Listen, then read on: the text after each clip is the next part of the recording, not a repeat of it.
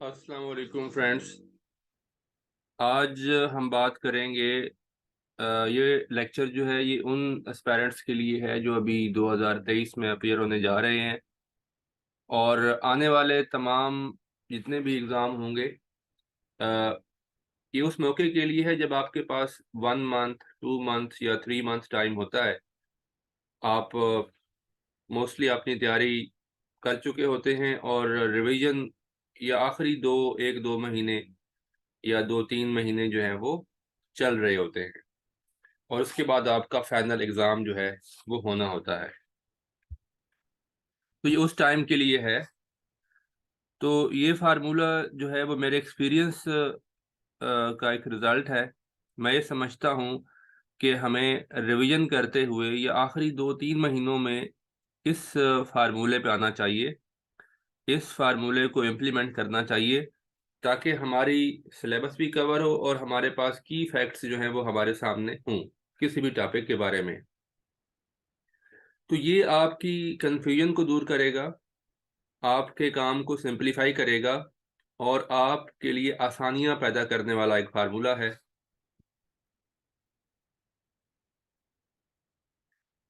इसमें करना आपने ये है कि एक पेपर लेना है और एक पेपर की 2 साइड्स को आपने कवर करना है, यानी बोथ साइड्स, बोथ 1 पेपर और उसकी बोथ साइड को मैं 1 पेजर का नाम दे रहा हूँ। तो 1 पेजर पे आपने अपने एक टॉपिक के बारे में जितने भी की फैक्ट्स हैं, की इन्फॉर्मेशन है, वो आपने उसी एक के ऊपर डाल देनी है। और जैसे ही वो आपका पेपर मुकम्मल हो जाए और आप समझें कि आपकी तमाम इन्फॉर्मेशन आ चुकी है, तो आप फिर नेक्स्ट टॉपिक को शुरू कर देंगे। यानी एक टॉपिक के लिए आपने कोशिश करनी है कि एक पेपर काफ़ी है। एक टॉपिक के लिए एक पेपर। आगे मैं बताऊँगा जहाँ पे आपको ज़्यादा पेपर्स की ज़रूरत पड़े, ज़्यादा पेजेस की, तो उसका क्या करना है। तो सबसे पहले हम बात करते हैं कि जो फ़ार्मूला है, इसके क्या बेनिफिट्स हैं।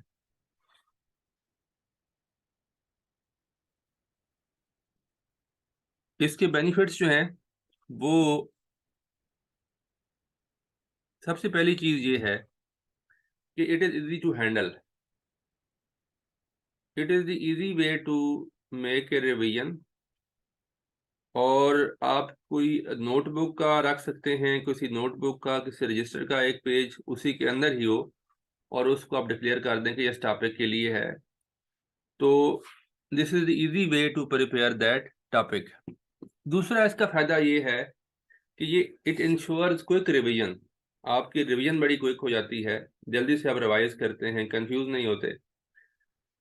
थर्ड थिंग ये है कि आपका जो सिलेबस है वो जल्दी कवर हो जाता है, स्केलेटन प्रिपरेशन आपकी हो जाती है और I would call it horizontal coverage. Horizontal coverage mean कि आपका सिलेबस जो है हॉरिज़ॉन्टली कवर हो गया है, वर्टिकली जो है वो आपने उसको खुद मैनेज करना है। वर्टिकली से मुराद ये है कि उस एक टॉपिक के अंदर फिर कितनी डेप्थ में जाना है, उसको वर्टिकल कवरेज कहेंगे। तो वन पेजर आपकी जो हॉरिजॉन्टल कवरेज है वो इंश्योर करता है कि आपका, ये नहीं कह सकते कि आपका कोई टॉपिक प्रिपेयर नहीं है। ये एक अलग बहस है कि एक टॉपिक को आपने कितना प्रिपेयर करना था और उसकी कितनी डेप्थ में गए हैं।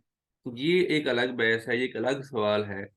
लेकिन जहाँ तक हॉरिजॉन्टल कवरेज है कि कोई टॉपिक आपका मिस नहीं हुआ, हर टॉपिक को आपने टच किया है, ये बात आपकी इस तरीके से पूरी हो जाएगी। फिर इस वन पेजर का एक और मकसद ये है और एक और फ़ायदा ये है कि आप फिगर आउट कर सकते हैं बड़ी आसानी के साथ कि आपका कोई टॉपिक जो है वो आपसे रह तो नहीं गया। और अगर नहीं रहा तो फिर कोई ऐसा टॉपिक तो नहीं है जिसके बारे में आपकी तैयारी कम है। मसलन जब कोई टॉपिक आपका कम प्रिपेयर होगा, तो आपको ये वन पेजर खुद ही बता देगा कि इस टॉपिक के बारे में आपके पास इन्फॉर्मेशन जो है वो कम है, की फैक्ट्स इसके बारे में कम है, इसके बारे में डाटा कम है आपके पास। तो यू आर द बेस्ट जज। आप खुद ही जज बने और आप खुद अपने आप को एनालिसिस करें कि इस टॉपिक के बारे में मेरी इंफॉर्मेशन, मेरे पास कंटेंट कम है। फिर जो की फैक्ट्स होते हैं, की पॉइंट्स होते हैं, डेटा होता है, वो आपको इजीली एक जगह पे आपको मिल जाता है। बेसिकली ये आपके शॉर्ट या ब्रीफ नोट्स होते हैं। अब हम बात करते हैं कि how to make one pager. इसमें आपने डालना क्या है, कंटेंट कैसा होना चाहिए। इसमें आपने डालना ये होता है कि अगर ये टॉपिक है, उसकी डेफिनेशन किस ऑथर ने दी, किस बुक में दी, उसका एक आप लिख देंगे। कोटेशंस हैं, इक़्तिबासात हैं किसी किताब के, डेटा है, सर्वे रिपोर्ट्स हैं, कोई एक्सप्लेनेशन हैं, कोई बुलेट पॉइंट्स हैं, या जितने भी की पॉइंट्स हैं वो सारे के सारे वन पेजर पे आ जाएंगे, जो कि आपको basically these are the outline. ये आपकी, अगर ये सवाल पेपर में आया तो आपकी ये रफ आउटलाइंस हैं। वन पेजर को आपने अपनी रफ आउटलाइन की तरह रखना है, यानी ये आपकी रफ आउटलाइन है कि अगर कोई क्वेश्चन इससे मुतल्लिक आ गया पेपर में तो मेरी ये रफ आउटलाइन, इसी के ऊपर मैंने अपना क्वेश्चन बिल्ड करना है। और एक और चीज़ याद रखें कि जहाँ पे आपको लगे कि आपने ये हूबहू रिप्रोड्यूस करना है, इसमें आपने क्रैम करके या मेमोराइज करके, तो ऐसे इंफॉर्मेशन को आपने मुकम्मल लिखना है। ऐसी कोटेशन को आपने पूरा लिखना है अपने वन पेजर पे, उसको शॉर्ट फॉर्म में नहीं लिखना, क्योंकि उसमें गलती की गुंजाइश नहीं होती, क्योंकि आपने इन्वर्टेड कमाल में लिखना होता है। अब बात ये है कि ये सारे क्वेश्चन जो है वन पेजर नहीं होंगे। कुछ ऐसे क्वेश्चन हैं जो जिसमें आपको सेकंड पेजर भी ऐड करना पड़ेगा, थर्ड पेजर भी ऐड करना पड़ेगा, शायद उससे ज़्यादा भी ऐड करना पड़े। तो उसके ऊपर आपने देखना ये है कि जो अहम टॉपिक्स हैं, और अहम टॉपिक का डिफिनेशन ये है कि जो प्रीवियस पेपर्स में जो क्वेश्चन पूछे गए हैं वो इम्पोर्टेंट है, जो ट्रेंड चल रहा है, जो आज की करंट इश्यूज हैं वो इम्पोर्टेंट हैं। तो ऐसी सूरत में जब आपको लगे कि आपको ज़रूरत है सेकंड पेजर ऐड करने की, थर्ड पेजर या फोर्थ पेजर ऐड करने की, तो आप ऐड कर सकते हैं। मसलन ऐसे टॉपिक्स जो हैं उसमें आपको उसकी जो अ, उसकी जो होंगी डिटेल्स, वो आपको हो सकता है किसी भी ऐसे टॉपिक की second pager third pager add करना पड़े। लेकिन मिसाल के तौर पे जो जनरल साइंस एंड एबिलिटी के क्वेश्चंस हैं, जनरल साइंस एंड एबिलिटी के, उसमें आपको वन पेजर एनफ है, क्योंकि उसमें बड़े शार्ट क्वेश्चन आते हैं। 5 नंबर का क्वेश्चन होता है या 4 नंबर का होता है। तो आपको की फैक्ट्स वन पेजर वहां पे बहुत ज़्यादा काम आएगा आपको, जनरल साइंस एंड एबिलिटी में। और बाकी जगहों पे आप एक क्वेश्चन को जज करके उस हिसाब से सेकंड पेजर थर्ड पेजर वगैरह ऐड कर सकते हैं, जहाँ पे आपको लगे कि यहाँ पे ज़्यादा डिटेल आनी चाहिए। तो इस तरीके से आपकी रिवीजन को एक होगी, आपकी कंफ्यूजन दूर होगी। और लास्ट एडवाइस ये आपने याद रखनी है हर सीएसएस एस्पायरेंट ने, जो कि अपीयर होने जा रहा है एग्ज़ाम में, आखिरी 2-3 महीनों की ये एडवाइस है। बल्कि इस बात को जहन में रख के आप ये one pager, two pager, three pager पहले भी बना सकते हैं। ये ज़रूरी नहीं कि आपने आखिर में बनाना है। इसको आप शुरू से जब तैयारी स्टार्ट करें तो अपने माइंड में ये रखें कि मैंने अपनी तैयारी को स्टेज पे ले आना है, और आप शुरू से भी इस तरह की तैयारी कर सकते हैं। लास्ट एडवाइस ये है कि इंफॉर्मेशन हर टॉपिक के बारे में बहुत अवेलेबल है। आप कोई भी अपने सिलेबस से कोई टॉपिक उठाएं, उसको नेट पे सर्च करें, यूट्यूब पे सर्च करें, उसके बारे में लातादार वीडियोज़ आ जाएंगी। मैं मिसाल देता हूँ कि कश्मीर इशू है या बलूचिस्तान इशू है, इसको आप नेट पे सर्च करें तो बहुत सारे इंफॉर्मेशन आपके सामने ओपन हो जाती है। अब अगर उस इंफॉर्मेशन के समंदर में आपने गोता लगा लिया तो हो सकता है आप डूब जाएं। आप उससे निकलेंगे ही नहीं। आप 2 महीने, 3 महीने, 4 महीने, 5 महीने भी लगा दें, आपने उस इंफॉर्मेशन के समंदर से बाहर नहीं आना। आपको लगेगा कि ये चीज़ भी है, ये रिसर्च पेपर भी पड़ा हुआ है, ये भी पढ़ लूँ, वो भी पढ़ लूँ। तो नुकसान ये होगा कि एक टॉपिक तो हो सकता है आप अच्छी तरह तैयार कर लें, लेकिन आपका हर्ज ये होगा कि आपकी हॉरिजॉन्टल कवरेज जिसकी मैंने बात की वो नहीं होगी। वर्टिकल तो आपने बहुत अच्छे तरीके से एक टॉपिक को कर लिया, लेकिन बाकी टॉपिक्स जो हैं वो आप तैयार नहीं कर पाएंगे। आप साल में शायद 10-15 टॉपिक ही तैयार कर पाए। तो आपने पीएचडी नहीं करनी है एक टॉपिक के ऊपर, आपने क्विक एंड स्मार्ट वर्क करना है, और की फैक्ट्स देखने हैं, की डेफिनेशन देखनी है।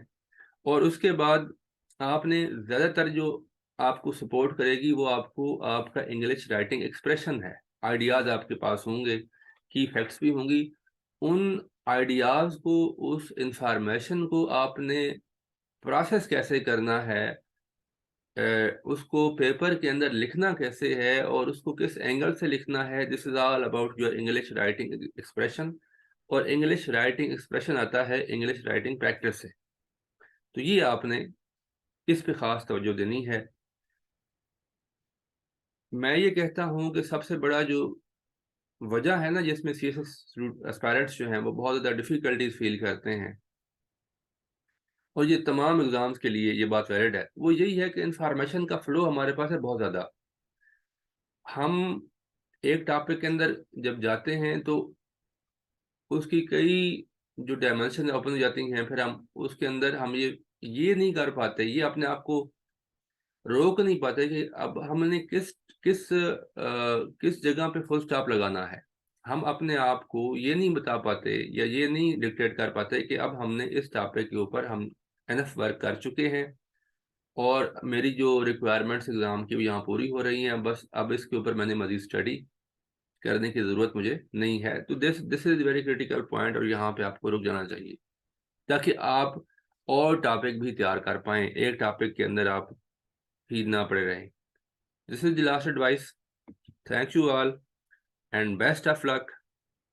बिल्कुल रिलैक्स रह के तैयारी करें और कोई आपने मेंटल प्रेशर नहीं लेना। It is the game of nerves as well. दुनिया की जितनी भी गेम्स हैं, स्पोर्ट्स हैं, उसमें आपकी स्किल तो मैटर करती ही करती है।